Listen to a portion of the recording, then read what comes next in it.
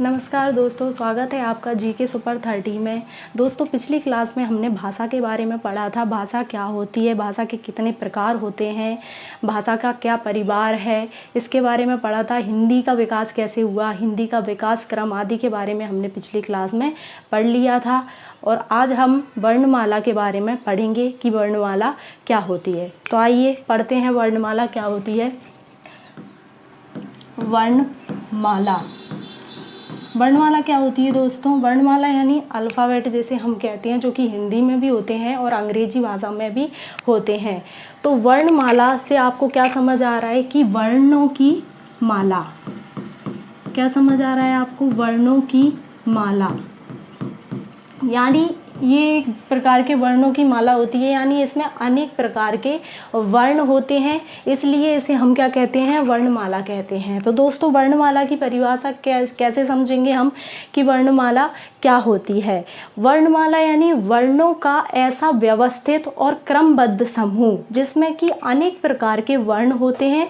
अनेक प्रकार के वर्णों से क्या मतलब है? यानी स्वर भी हो सकते हैं, व्यंजन भी हो सकते हैं और अयोगवा भी हो सकते हैं। यानी 3 प्रकार के वर्ण होते हैं इसमें, स्वर, व्यंजन और अयोगवा, जिन्हें हम आगे पढ़ेंगे। तो वर्णमाला यानी वर्णों का समूह, वर्णों का कैसा? क्रमबद्ध व व्यवस्थित समूह जिसमें एक के बाद एक क्रम के अनुसार वर्ण आते हैं। ठीक है, उसे ही क्या कहते हैं? हम वर्णमाला कहते हैं। तो वर्णमाला में कौन कौन से वर्ण होते हैं? स्वर, व्यंजन और तीसरा क्या? अयोगवा।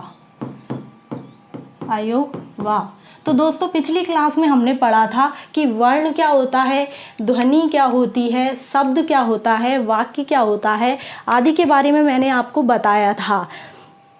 तो वर्ण से क्या समझ आया था आपको कि वर्ण क्या होता है? वर्ण एक प्रकार की ध्वनि का लिखित रूप होता है। मैंने आपको बताया था, जो ध्वनि होती है जो मुख से निकलती है और हम उसी ध्वनि को यदि लिखित रूप प्रदान कर देते हैं, जैसे कि कोई का वर्ण है, खा वर्ण है या आ वर्ण है, कोई भी एक वर्ण जो यदि हमारे मुख से निकल रहा है, जो हमारे मुख से ध्वनि या आवाज़ निकलती है, उसको ही हम क्या कहते हैं? वर्ण कहते हैं। यदि हमने उसको लिखित रूप प्रदान कर दिया है, चाहे वो कोई भी वर्ण हो, यदि वो मौखिक रूप में होगा तो वो क्या कहलाएगा? हमारा ध्वनि या अक्षर उसे हम कहेंगे। यदि वो मौखिक होगा तो अक्षर या ध्वनि या आवाज़ जिसे कहते हैं, वो क्या होगा? मौखिक रूप होगा उसका। कौन सा रूप होगा? मौखिक रूप होगा। ठीक है, ध्वनि क्या है? मौखिक रूप है। और यदि इसी को हम लिखित रूप प्रदान करते हैं, यानी हम उसे लिख के बताएं या पढ़ें, यानी जो उसका लिखित रूप होता है, लिखित रूप उसी ध्वनि का, तो वो हमारा क्या हो जाता है? वर्ण हो जाता है। आया समझ आपको? तो आपको वर्ण भी समझ आया, ध्वनि, अक्षर, इस सब के बारे में मैंने आपको बताया था पिछली वीडियो में। तो ये वर्ण हो गए जो कि क्या होते हैं? स्वर, व्यंजन, अयोगवा, इनसे मिलकर हमारी क्या बनती है? वर्णमाला बनती है, जो आगे हम पढ़ेंगे। तो समझिए ऐसे कि वर्ण जो होता है वो ध्वनि का क्या होता है? ध्वनि का लिखित रूप। ठीक है, ये हमारा ध्वनि का लिखित रूप होता है। और जो ध्वनि हमारी होती है वो क्या होता है? वर्ण का, यानी ये जो वर्ण है, इस वर्ण का क्या होता है? मौखिक रूप। ठीक है, मौखिक रूप। आया समझ? ठीक। दोस्तों, स्वर के वर्ण के कितने भेद होते हैं? वर्ण के भेद या प्रकार हम जिन्हें कहें, वर्ण के भेद या प्रकार कितने होते हैं? हिंदी व्याकरण में जो वर्णमाला होती है उसके अंदर जो वर्ण होता है, वर्ण के कितने भेद होते हैं? तो वर्ण के भेद कितने होते हैं दोस्तों? 2 भेद होते हैं वर्ण के, स्वर और व्यंजन। पहला होता है स्वर और दूसरा होता है आपका व्यंजन।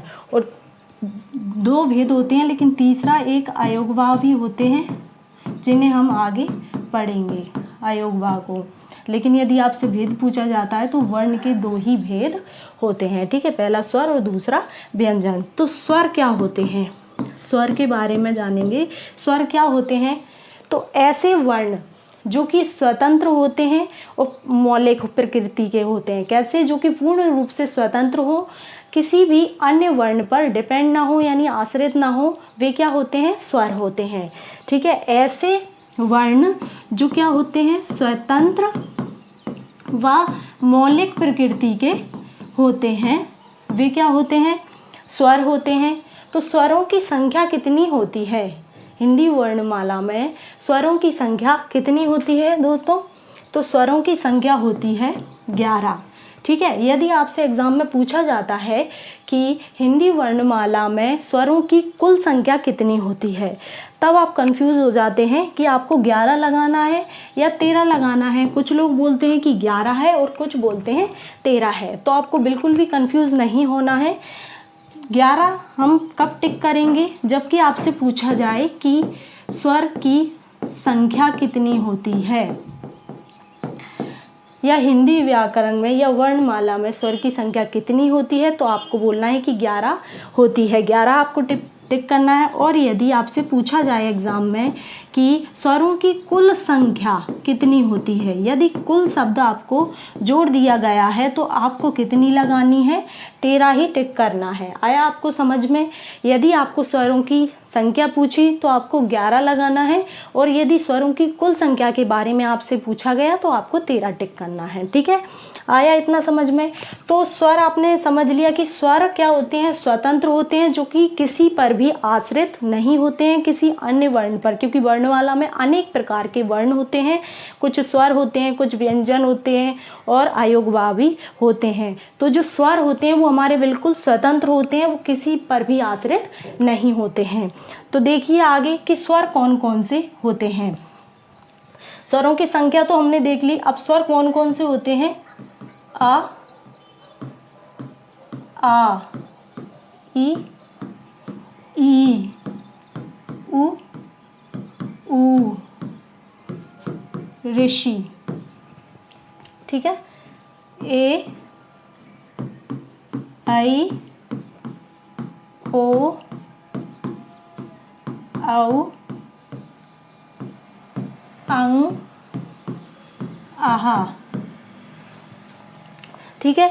तो इनकी संख्या कितनी है, 1 3 4 5 6 7, ऐसे आप लिख सकते हैं, 8 9 10 11, समझने के लिए 12 और 13, ठीक है।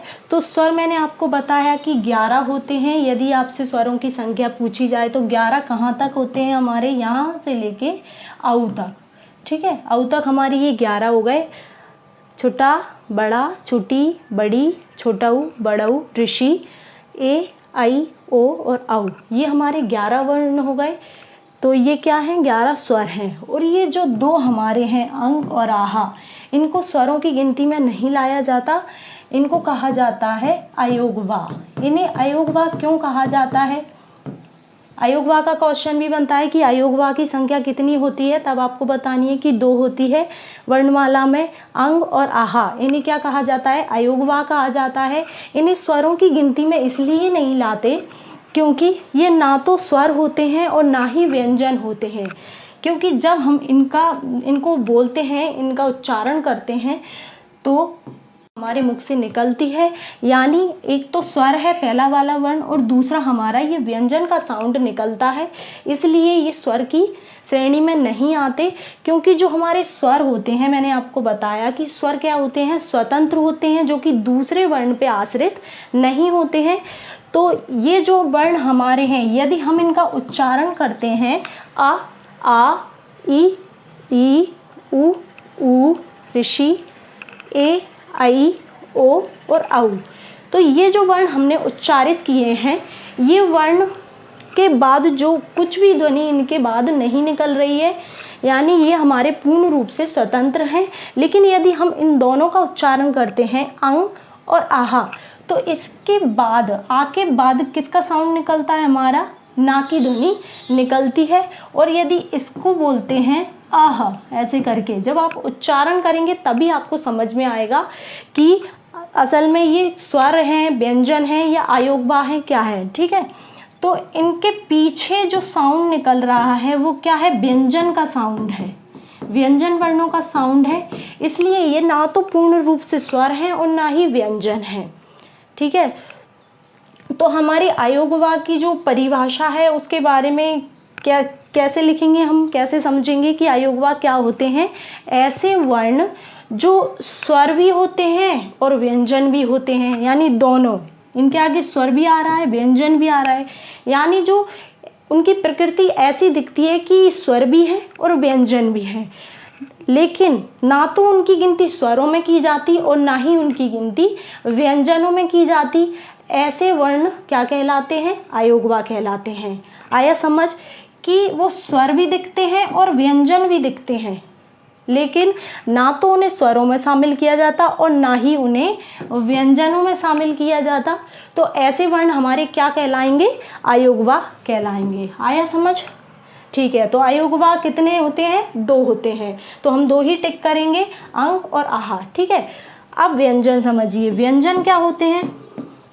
व्यंजन वर्ण क्या होते हैं, ऐसे वर्ण जो कि दूसरे वर्णों पर आश्रित रहते हैं, यानी दूसरे वर्णों की सहायता से ही वो बोले और लिखे जा सकते हैं, वो वर्ण क्या होते हैं, व्यंजन वर्ण होते हैं। यानी जो दूसरे वर्णों पर आश्रित होते हैं, दूसरे वर्णों पर आश्रित होते हैं, ऐसे वर्ण क्या होते हैं, व्यंजन वर्ण होते हैं। तो इनकी संख्या कितनी होती है, व्यंजन वर्णों की संख्या, इनकी संख्या होती है 33। कितनी संख्या लगाएंगे हम टिक, 33 होती है। कौन कौन से होते हैं व्यंजन वर्ण, तो व्यंजन वर्ण ऐसे वर्ण जो मैंने आपको बताया कि दूसरे वर्णों पर आश्रित रहते हैं, यानी जिन्हें अकेला ना हम बोल सकते हैं और ना ही उन्हें लिख सकते हैं, ऐसे वर्ण व्यंजन वर्ण होते हैं। जैसे का होता है हमारा, का वर्ण जो लिखा हुआ है, आपको दिख तो ऐसा रहा है कि ये अकेला है, लेकिन जब इसका हम उच्चारण करते हैं, जैसे कि का, तो का के बाद जो आ का साउंड निकल रहा है, आ की ध्वनि जो निकल रही है, यानी कहने का अर्थ है कि ये का जो है इसके अंदर आ शामिल है, यानी जो छोटा आ है, छोटा आ इसके अंदर शामिल है। तो आ हमने क्या बताया था कि आ जो होता है वो स्वर होता है, क्या होता है, स्वर होता है। और जो का वर्ण है वो क्या है, व्यंजन वर्ण है। तो सारे जो व्यंजन वर्ण होते हैं उनमें स्वर शामिल रहते हैं। कहने का अर्थ है कि व्यंजन वर्ण जो होते हैं वो स्वरों पर डिपेंड होते हैं, उन पर आश्रित होते हैं।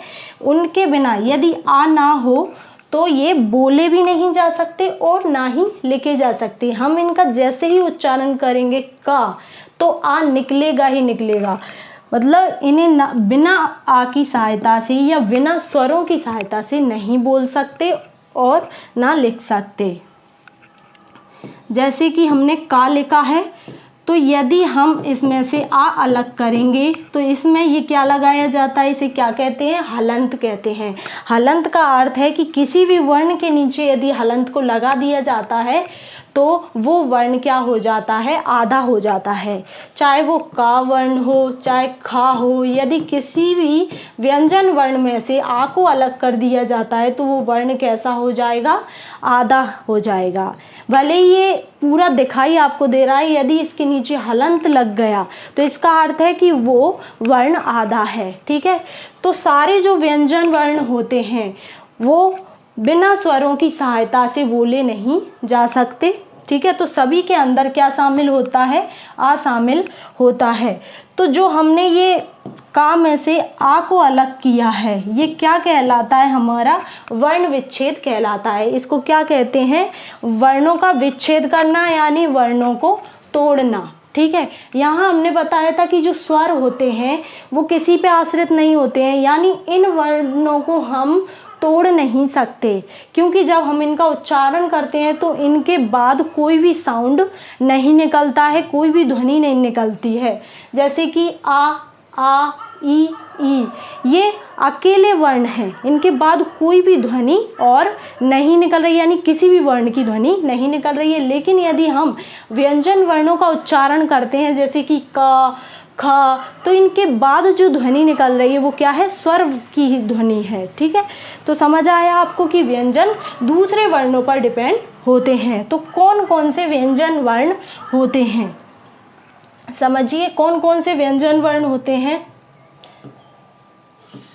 क, ख, ग, घ, ङ। ठीक है, दूसरा है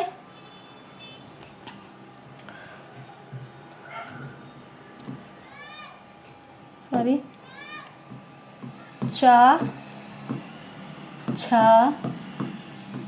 जा, झा और या। उच्चारण कर करके देखेंगे तब आपको समझ आएगा कि इनके बाद कौन सा साउंड निकल रहा है। तीसरी पंक्ति है टा, ठ, डा, ढा और णा। ता, था, दा, धा और ना। पा, फा, बा, भा, मा। ठीक है, अगला है या, रा, ला, वा, शा, शा, सा, हा और नीचे जो आती है वो है छा, त्रा, ज्ञा और श्रा। ठीक है, ये होते हैं हमारे सारे व्यंजन वर्ण। ठीक है, तो ये का, खा, गा, घा, ड़ा, चा, छा, जा, झा, या, टा, ठा, डा, ढा, णा, ता, था, दा, धा, ना, पा, फा, बा, भा, मा, या, रा, ला, वा, सा, सा, हा, छ, त्र, ज्ञा और स्रा। ये सारे हमारे व्यंजन वर्ण हैं। तो जो हमारे व्यंजन वर्ण होते हैं ये कितने होते हैं, इनकी संख्या कितनी होती है, 33 होती है। ठीक है, कितनी संख्या होती है, 33। यानी ये जो 25 स्पर्श व्यंजन हैं ये 25 हैं, ये 4। ठीक है, इस प्रकार से इनकी संख्या कितनी हो गई, 33 हो गई।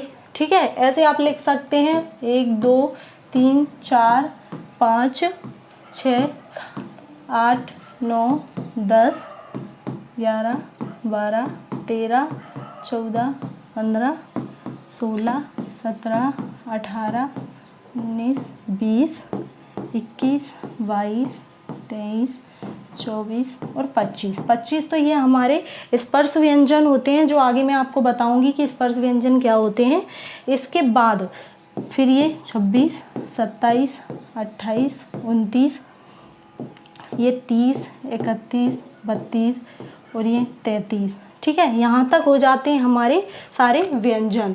और ये जो 4 होते हैं 33 34 35 36 37।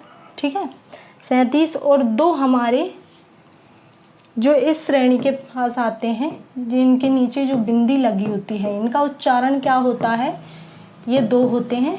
इनका उच्चारण क्या होता है, अड़ा और अड़ा, जैसे जीभ पलट के निकलती है यानी तेजी से, अड़ा और अड़ा। ठीक है, ये 2 होते हैं। इन्हें क्या बोलते हैं, द्विगुण व्यंजन। इन्हें क्या बोला जाता है, द्विगुण व्यंजन। इनकी संख्या पूछी जाती है, द्विगुण व्यंजनों की संख्या कितनी होती है, तो 2 होते हैं। ये वर्णमाला में केवल 2 ही होते हैं द्विगुण व्यंजन।